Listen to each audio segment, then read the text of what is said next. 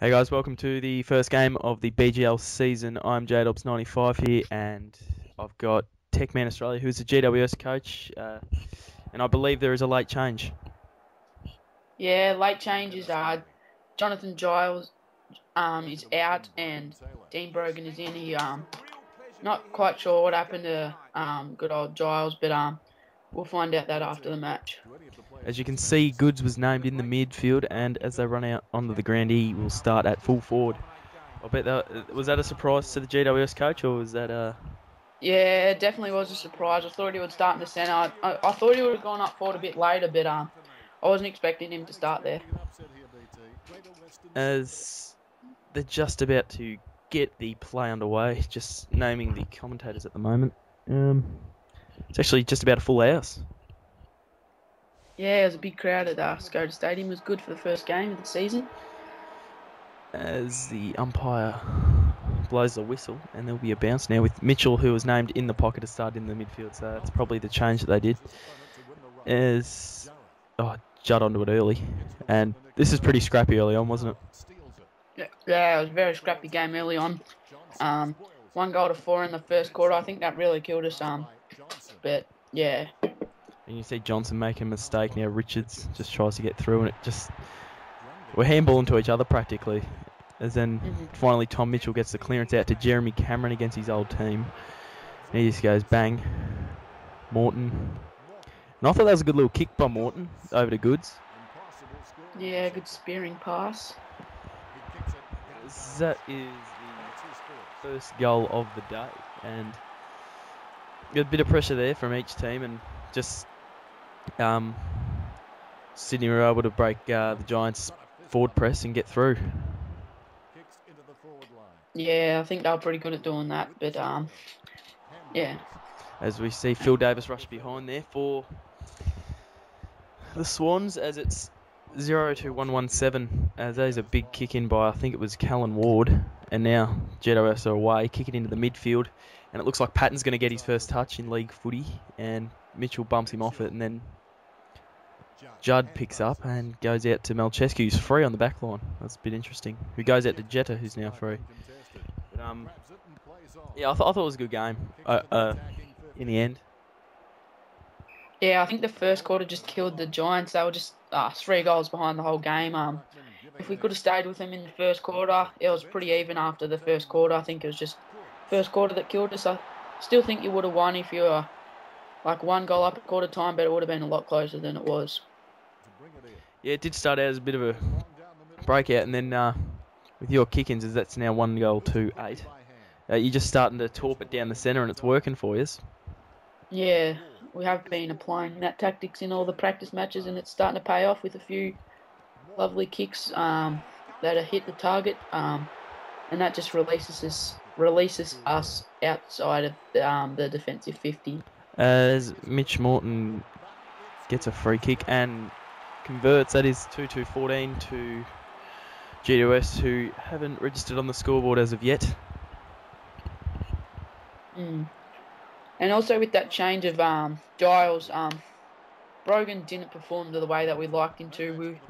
I think it was 30-something to 2 hit out to the whole game, so that was just atrocious for big ruckman like his name. He should be beating, I think Mumford was in the ruck. Should be at least even, but it just wasn't good enough, and his place is definitely not secured in next week, as he was emergency this week, but we had to bring him into the team this week, so he definitely is not 100% into the next week.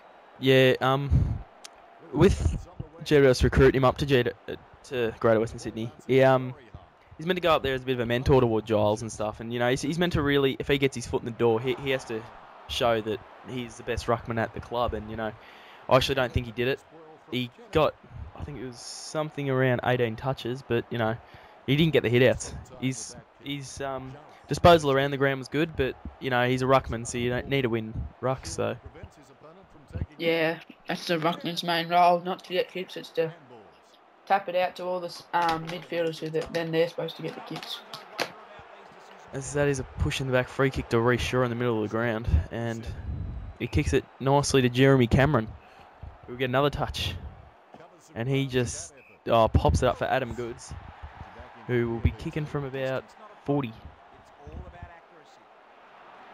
And there's no mistake there. 3-2-20 to 0-0-0. And this is starting to look like it's a bit of a breakaway.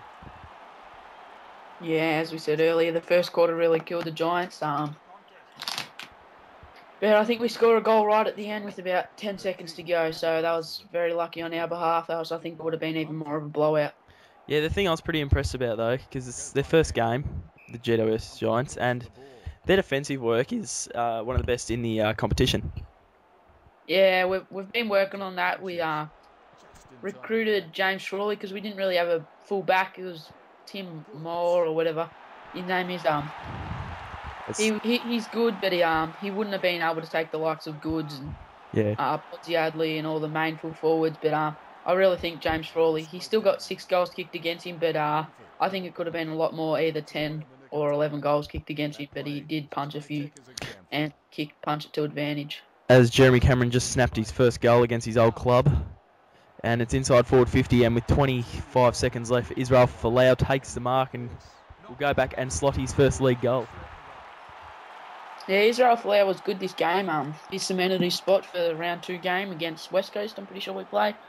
But yeah, so he was good. He kicked 3 goals, I think. That was 3 first half goals. He was pretty quiet after half time, but you expect that. It's his first AFL game, so 3 goals from him is a bonus. Yeah. Yeah, with my side, I wasn't 100% happy. You know, happy to get a win, happy to get the 4 points, but there were a few players that did disappoint. In James Podsiadly, he only got 1 touch in the end, and that was a shot at goal, which he missed, which he'd usually kick them at training. So we recruited him to come up and kick goals and be a third tall, but, you know, he hasn't done that yet, and maybe some time in the reserves could help, because the likes of Tommy Walsh, in the pre-match game against Belconnen, he kicked 2, and he had 24 touches at centre half forward. So, you know, he's somebody that could be another tall. And also, you got Jared McVeigh coming back from injury, who just played in the reserves.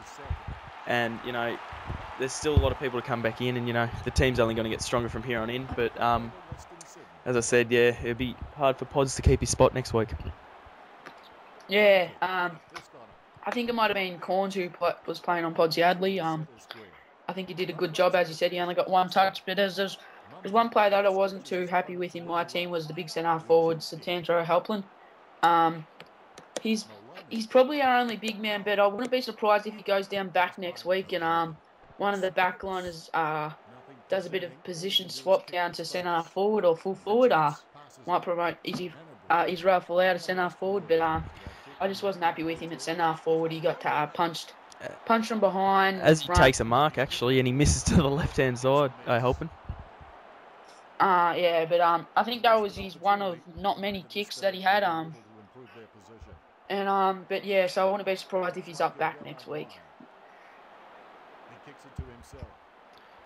As Melchesi plays on, goes up the line, and see there's 2-on-1 GWS's favour, but then there's that one Swan crumbing. So both the GWS players, you know, they've still got much to learn, but see they're going both up. When one has to go up, one has to stay down, because that left the Swans there. Now it's in the Swans forward half. So, you know, they're really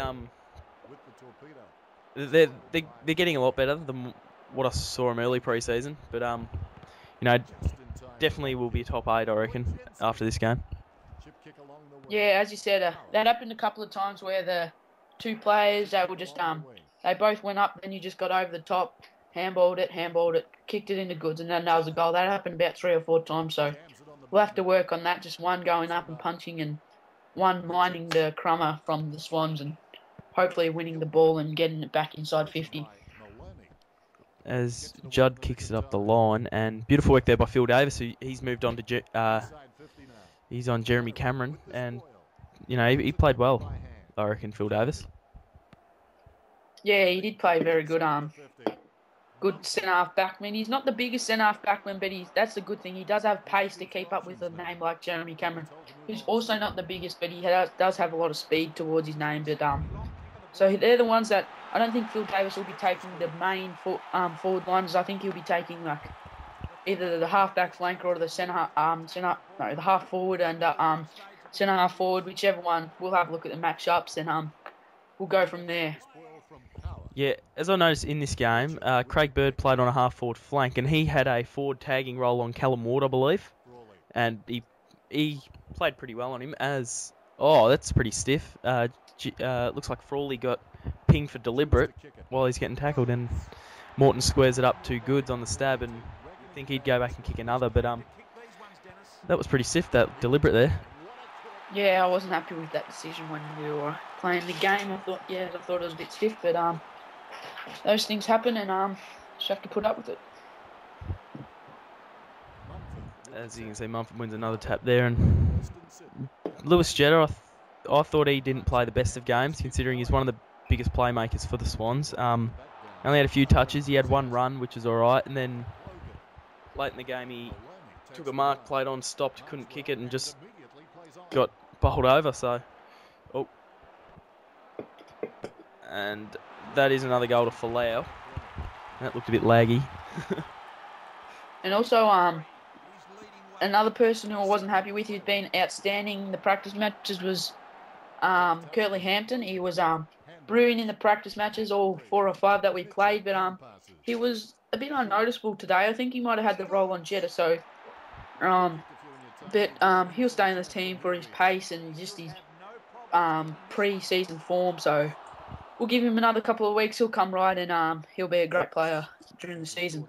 As Goods takes a contested mark there and hit the post. It was a pretty close call, but just shaved it as Goods' handballed over to McGlynn. And I don't know how this wasn't a goal. He kicks it before the half-time siren, snaps it in, and it wasn't called a goal. Yeah, there's also another one, I think it might have been in the first quarter, where I had a kick out with 49 seconds to go. And I just decided to, I think that might be the one you're talking about. I don't have the gameplay here, but kicked it in and just handballed it in. I think Goods might have got it. I think that might have been the one you're talking about. He was in the pocket and kicked it after the siren. From my perspective, it might have been a bit different to you, but I thought he mustn't have been looking at the clock there, and I thought I was lucky to get away with that one.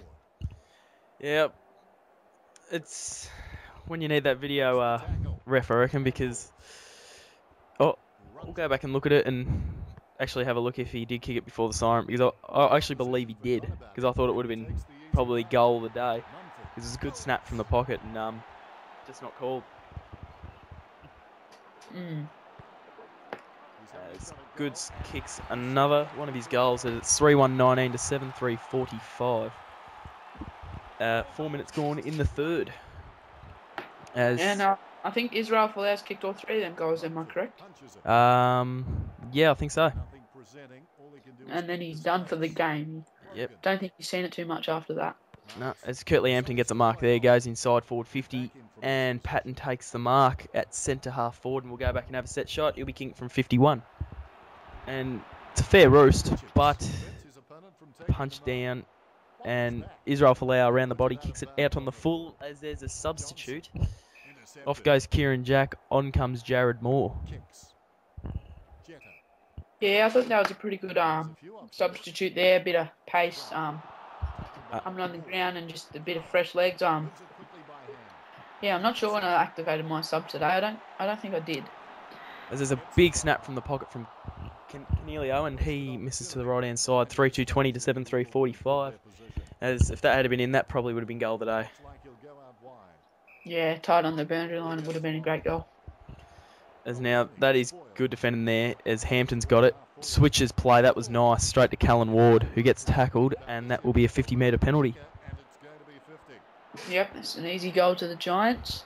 I think Ryan O'Keefe thought there that it might have been touched off the boot. That's why he's just gone in to tackle him, and, you know, you touch a player after they've taken a mark, it's 50 as Ward kicks the goal. And they move on to 4-2-26 to 7-3-45. But just on one thing here, number 1 draft pick Jonathan Patton, couldn't be more happier with him. A number 1 preseason draft pick. Couldn't be more happier about him. 40 possessions today. Just can't ask for anything more from the big boy. So that was brilliant. That's what we got him here for. And he's a key forward, but we have a bit of height, so we put O'Hapland in the forward line, and we gave him a run in the midfield, and look what it did, 40 possessions. I think he'll be staying there. Yeah, he's a pretty lively prospect at 197 centimetres. He is looking good as Judd's got the ball and handballs off to Podsadley, who's by himself.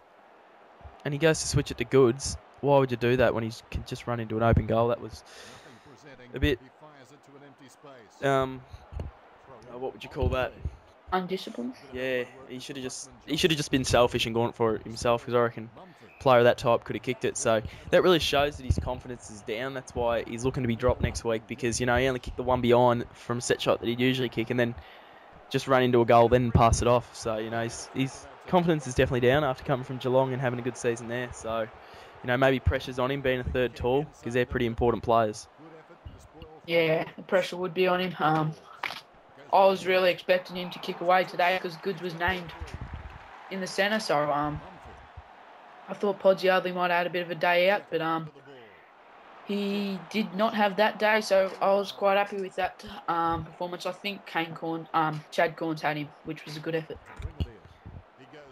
Yep, as I quickly look into the reserves game in the pre-match, and because Mumford's definitely kept his spot, but in this reserves game for the NEAFL Eastern Conference, Mike Pike had a day out. He had 23 touches.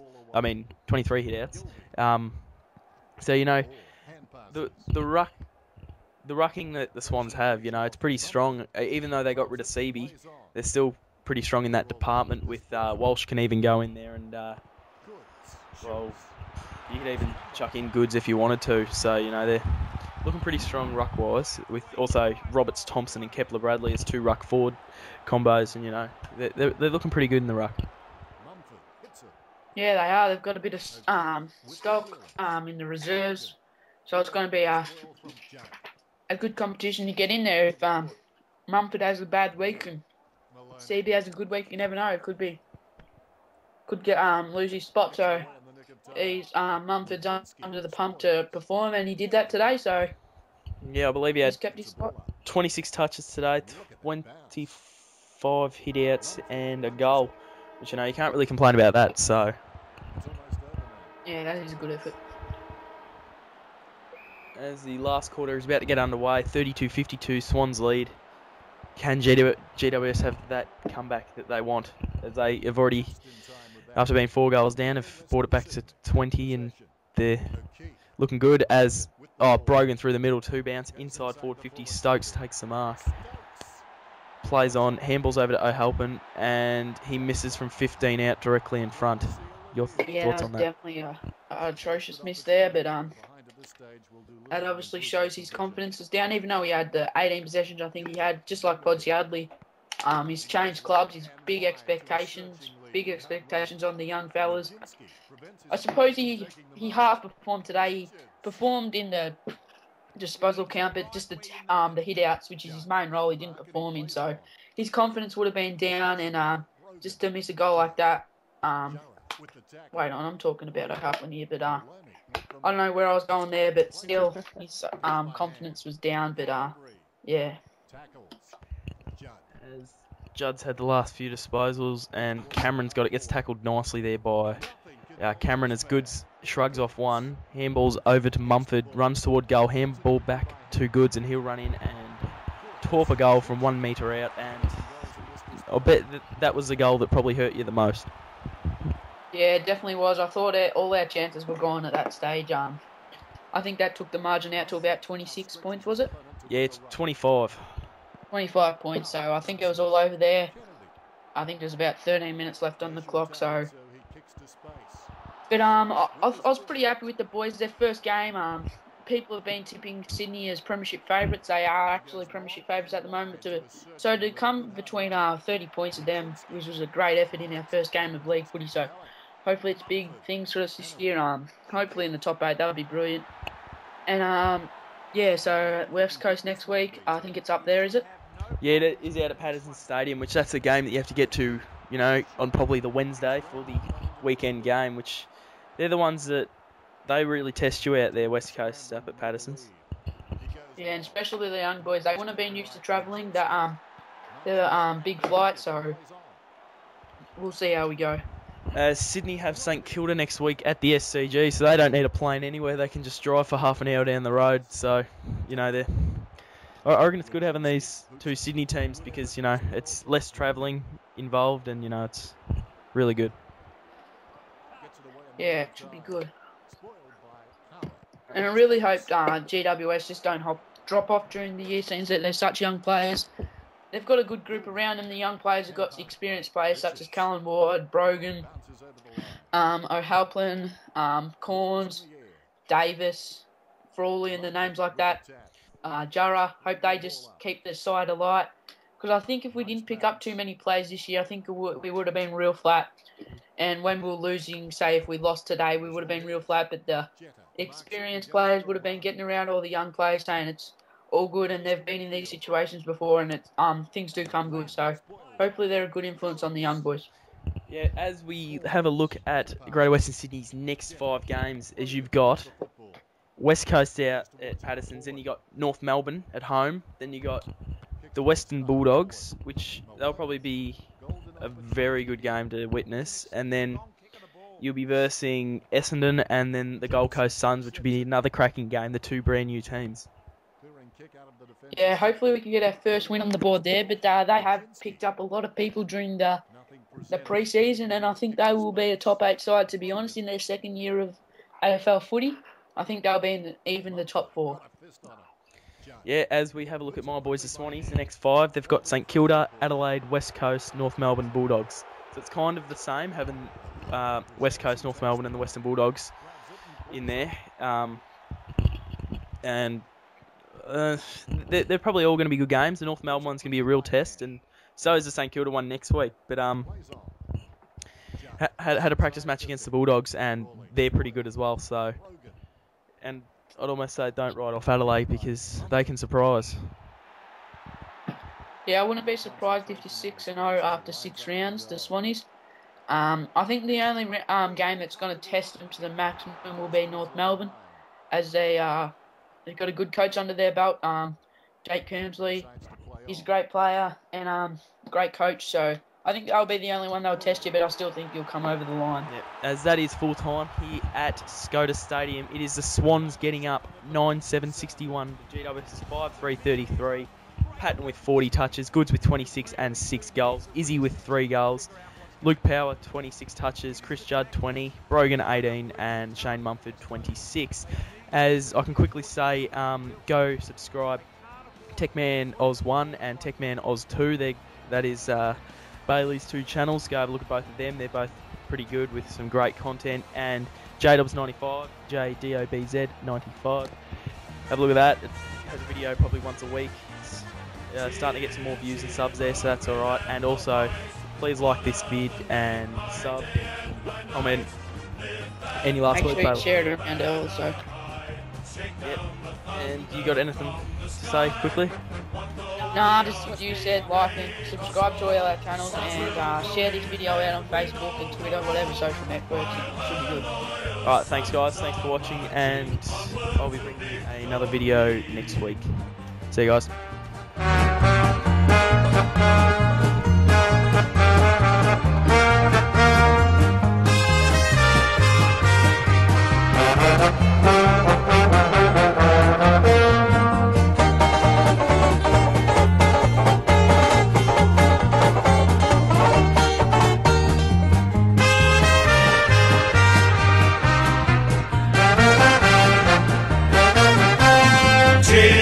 Cheer the red and the white, honor the name by day and by night. Lift that noble banner high, shake down the thunder from the sky. What though the odds be great or small, Swans will go in and win all.